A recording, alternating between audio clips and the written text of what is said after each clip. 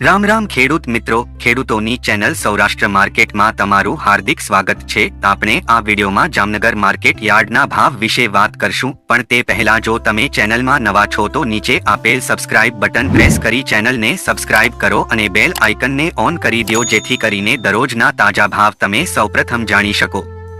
અને મિત્રો, વિડીયોને છેલ્લે સુધી જોજો, જેથી તમને તાજા ભાવનો ખ્યાલ આવે। તો આજના ભાવ આ પ્રમાણે રહ્યા હતા।